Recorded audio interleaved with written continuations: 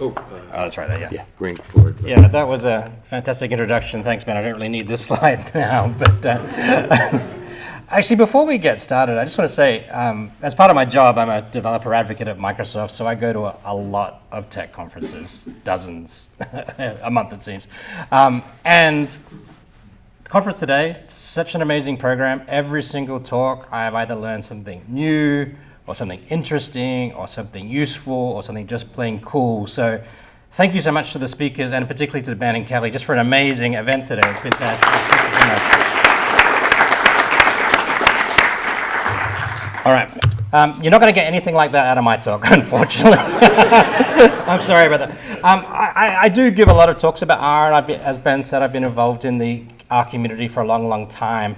But this is going to be a rather self-indulgent talk, because today just happens to be the 10th anniversary of the first post on the Revolutions blog. And I don't get to talk about that side of things very much, like the blog and that process.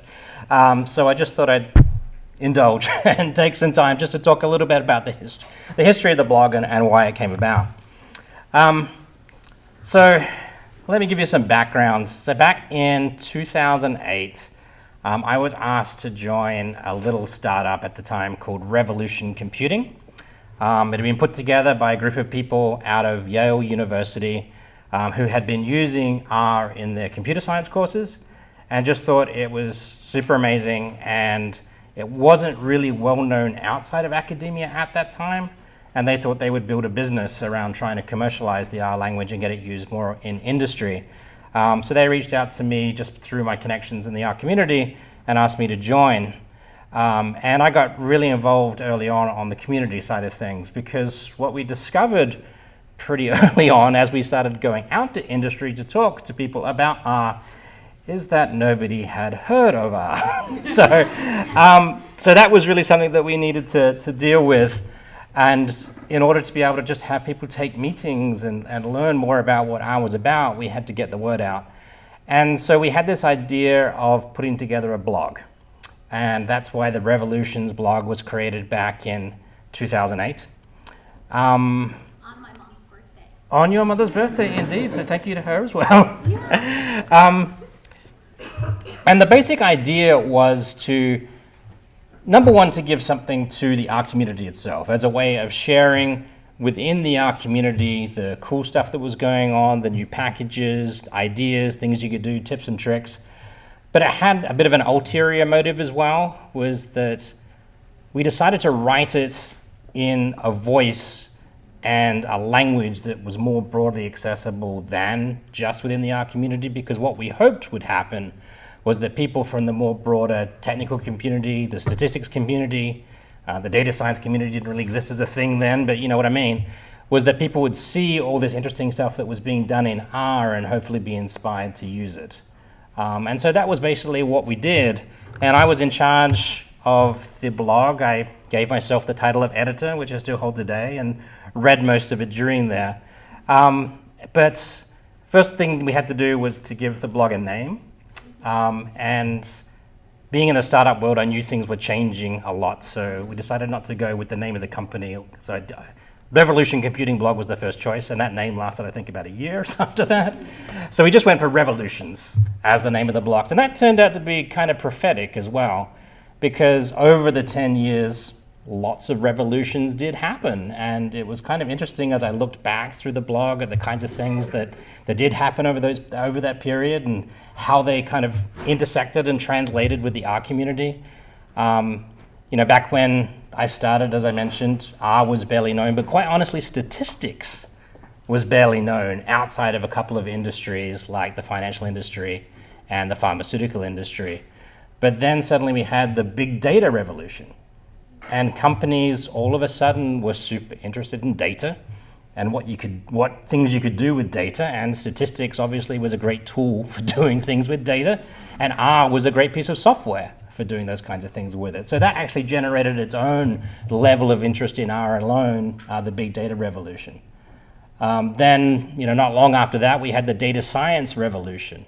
As companies started collecting all this data and started doing things with it, they really wanted to do something more. And data science, even though it was in one sense a rebranding of statistics, I think really captured the imagination of people of industry in not just playing with data, but communicating with data and reporting with data and telling stories with data and working with other organizations that wanted to consume the results of data analysis. And I think that was something that R did so effectively. And I think that's another reason why people got super interested in R at that time. And we've had even more revolutions since then, of course. There was, I'm not sure if you'd call machine learning a revolution or a resurgence, but certainly artificial intelligence has been a resurgence. As we just saw in Gwen's talk, R is right in the middle of those as well. So it's really been at the center of some really big changes in technology and philosophy and business practices when it comes to data. So it was a complete coincidence, but it was kind of aptly named just for those reasons. Since that time, I've done about 6 posts a week on average. I didn't write them all myself. I had a lot of help from guest bloggers over the years. A lot of the posts were not original in the sense of a lot of my content is really reading other cool stuff that other people did and writing 2 paragraphs and slapping a link underneath it. But a lot of people do ask me about kind of, where do I get my ideas? And definitely in the early days, it was really difficult because there wasn't, outside of academia, there was not that much stuff online about R that I could really draw on. And I did a lot of things like, reading academic journals. And whenever I saw a chart in the journal that kind of looked like that was probably done in R, like at one time R graphs were super distinctive, like nothing else looked like an R chart. And I could reach out to the authors and say, hey, like, was this done in R? Like, this is really cool. And they'd say, yeah. And then I had like 4 paragraphs that I could write about a paper and link to a paper, and that was something that people could do with R. The packages themselves, of course, were a great source of inspiration. At one point, I was tracking every single package that got published to CRAN and having a look at it. I cannot do that now. But new packages and writing up those kinds of things, that was always kind of cool. And especially applications of R and writing about those. But I'll talk about that a little bit. These days, the main ways I get my inspiration is from Twitter. I do follow the RStats hashtag, and everybody even if you're not on Twitter, it's worth getting on Twitter just to follow that hashtag, because there's so much good information on there and such a great community. And these days, on Twitter, I'll click like for things that I might want to write about in the future. So if you're ever wondering what I'm thinking about, check out my likes on Twitter, and that might become a post sometime in the future, but there are hundreds of thousands of them now. So, that's the kind of ways I get my inspiration these days. I thought it might be interesting to go back and have a look at, what were the top posts based on the Google Analytics from the blog over that period. This is my number 3. It actually does come from one of my guest bloggers, Andre, who was working for me at the time, using R with Jupyter Notebooks, very practical type of thing in the early days of Jupyter Notebooks. And people still search and find that particular blog post, so people are interested, obviously, in using R with Jupyter. The number 2 blog post, and we're going a bit further back in time now, so I actually went to the Wayback Machine to find the way the blog looked back at the time when these posts came out, so you can see the different fonts and headers. This particular post, 10 tips for making R your best, which is actually one of the ones that I actually wrote myself, because it was something I got a lot of questions about. How can I make my R graphics look good? How can I put them in documents? How can I get them into Word documents? All those kinds of things. This is, I think, super outdated now in the sense that this was written way before the time of the GG. This was before ggplot existed. This was before the time of SVG graphics. GIFs were the thing, or GIFs, or whatever you want to beat me up about. But it still comes up today as one of the top searches that bring people to the blog about just how to take a graph you've already created and get it into a file that you can put into a document. Very straightforward. But my number 1 post, and this still generates thousands upon thousands of hits a year, is how to choose a random number in R. It is probably the most basic thing you could probably imagine. But this really taught me a lesson in that, and I don't want this to sound the wrong way, but you can never underestimate or overestimate the demand for people about basic information. Like, we live in this world where we use R every day and everything is just super familiar to us and we're interested in the very latest version, the very latest packages, but there are so many people every day that are just coming into the R world that are asking questions like this that just really want to know how to get going. And probably the first thing they type into Google when they start using R is how to generate a random number, and that brings them to this blog page. But it really did, just the popularity of this post really did change my perception about how I write. And now when I write about anything, even if it is new and complicated, I do try and write it in a way like, if I am brand new to R, what would this mean to me? And that means explaining a lot of concepts. It means providing links to the basic material and all that kind of stuff. But I think it's just a general lesson that, you know, when you're writing, just try and make it as accessible as possible to as broad an audience as you can. And I think that will help everybody and you in your writing as well. I'm proud of quite a few of the things that I've done on the blog, and I just want to take this moment to be self-indulgent about some of the things that we did over the 10 years of the blog. I think one of the things that I really enjoyed doing was kind of discovering some of the people within the R community that were doing cool things and helping to showcase some of their work. I was doing profiles of people in the R community for a while, and Hadley was one of the first people that we profiled, and Hadley certainly needed no help from me or anybody else for his success, but it was just kind of interesting to look back and see Hadley in the pre-bow tie days. And it is interesting to go back and even look at that post and just hear Hadley talk about kind of his inspirations and why he was doing what he was doing, and he's followed true to that ever since that day, and he's an inspiration to me. And it was just, you know, very cool to go back and find all these other people and, you know, showcasing some aspects of the community as part of the blog. I think that was an important part of what we did. Another thing that I'm proud of is showcasing the applications of R in companies. I'm always really, really interested when I see presentations from conferences from people at companies that just mention by and by that they're using R for that. And if I can, I'll dive in with them and, you know, tell me more about the R aspect of this so I can write a little bit more about the details of it. This particular post here was only like one paragraph long. It wasn't super long. It was just a link to a video of a panel discussion at a conference. But I think at the time, this particular post kind of went viral in a way because people were like, hey, Google uses R, Facebook uses R, what's up with that? And I think that really did generate a lot of interest in R. Even to this day, when people ask me about kind of what people do with R, I'll send them to the tag on the blog, which is blog.revolutionanalytics.com/applications. And you can just see lists upon lists of companies that have been using R and the kinds of interesting things they were doing. And just, this is kind of an aside when we're talking about conferences, you know, I love going to the annual Use R conference where people come and talk about all the packages they've written and things like that. But actually, my favorite conference of the year is the Earl conference, which is run by Mango Solutions in the UK, where companies come in. And they don't talk about R itself, they just talk about things that they have done that they happen to do with R. And I always get just so many great posts out of that conference every year, and it's so interesting to see what people are doing with it. Because to them, like, R isn't their lives, it's a tool that they use, but they just do really, really incredible things with it.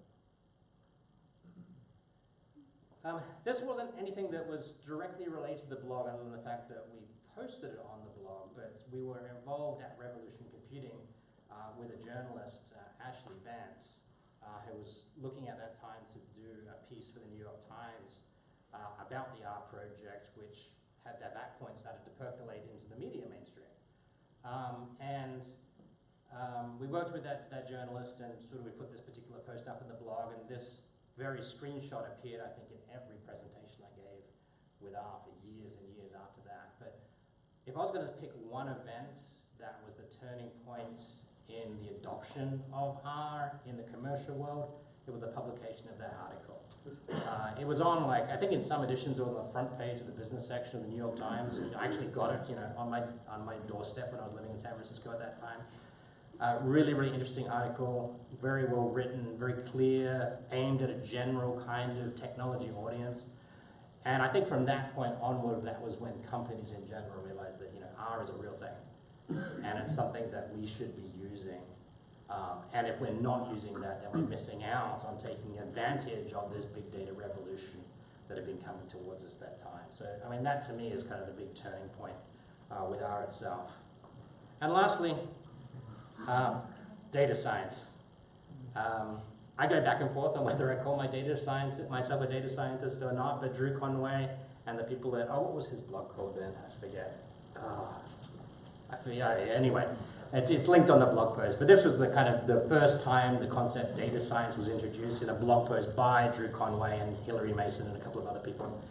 And I put that particular image on the blog as well. That comes up a lot in searches. And I think that was the first real encapsulation of what statisticians did in the real world. And I still use that framework today about talking about what statisticians do as data scientists, and I think it's super, super useful. Actually, one more thing. Since I had Ashley's Pride sticker up there, when we're talking about Pride, I think one thing that I've been super, super fortunate about is kind of over the years having not just the permission, but the approval of both Revolution Analytics, the prior company I worked at, and now Microsoft where I work at, about being my true self on the blog. I talk about political issues on the blog. I talk about LGBTQ issues that I'm passionate about. I talk about my husband on the blog. And I think that's really made a difference just in terms of people, number one, people come up and talk to me about that, but also secondly, I think it made the blog something different than just like a corporate shill zone. And I hope that people got a sense of me as a person as I was writing at the blog and made R and the R community kind of a more human thing as just purely a piece of technology. And that's something that I'm personally proud about. And I think you probably saw that most in my Because It's Friday series. I've got no idea how this came up, but at one point I just decided on Fridays I was going to write an extra post. That's why there was 6 a week as opposed to 5 a week. About just stuff that I found interesting personally. I didn't care about whether anybody else found it interesting, but stuff that I like to put in the blog. And ironically, when I gave you the top 3 before, I actually lied a bit. This, I think, was number 2 of the top posts of all time, which is just something about Game of Thrones that I kind of found interesting that was still there. But one thing I'm a little bit ashamed about is that my favorite Friday post of all time was in the very first year. It's actually down below the fold of this, but it was a little video of Bonnie Tyler with the literal lyrics version of Bonnie Tyler's Totally Close to the Heart. And I just say that because I just love going back to that post all the time. Every time I want to show something funny, I look it up in the blog and watch this video. I was going to play it here, but you can go and find it and check it out. So. All right, but if you want to sort of see the strange things that occupy my mind, so you can visit that particular tag, which is blog.revolutionanalytics.com/random, and just see all the random things that I'm interested in. Of course, there were issues over the years, but looking back, as I was sort of putting together this slide and trying to think of it, they were pretty minor. The blog, kind of technically went down a couple of times, but over 10 years, very, very rarely, the provider we use is Typepad, which is a very niche blogging platform, but it just happened to be the one that somebody else had set up for me before I started this blogging exercise, and then we kind of got logged into it. I tried to change it a few times. Every time I switch company or department, somebody says, "Oh, we love your blog, but you should put it on a modern platform." Then they bring in a consultant to find out how much it would cost to translate so many thousand blog posts into a new platform. And they say, "That's too expensive, just keep on doing what you're doing." But the blog itself has been fine. Comments has probably been the main sort of issue I've had over the years. Spam at various times of decades gets unmanageable. At one point I had to turn off comments entirely just because you couldn't keep up with the spam. Now the way I have things set up is it's blog posts stay open for 30 days for comments, and then they automatically close otherwise. Otherwise it becomes unmanageable. But I have a few issues. Like recently I did a post about women in the R and Python community that got some toxic comments that kind of makes me lose sleep sometimes. But you just don't know what to do about it. But that's probably the only kind of problem thing that I have with the blog. It's been pretty good. Probably the biggest events we had at the blog was when Revolution Analytics was being acquired by Microsoft, and then the marketing and the acquisition team at Microsoft really wanted us, still at Revolution at the time, to be really part of that announcement, and they were super, super worried about what the reaction of the community would be. They really thought, and honestly, I thought this too, that there would be a big negative reaction, that people would be thinking, R is being taken over by the Borg, and they're going to ruin everything, and open source, what about that, and all this kind of stuff. So we spent a lot of time with Microsoft before we were part of Microsoft, really sort of developing the blog posts, and they gave me full authority on actually writing it in our own voice and our own language, but they really wanted to make sure that we were communicating with the community about what this meant. We also prepared a whole bunch of other material, getting ready to respond to issues that would come up after it, and none of it happened. It was super, super good. Everybody was super chill.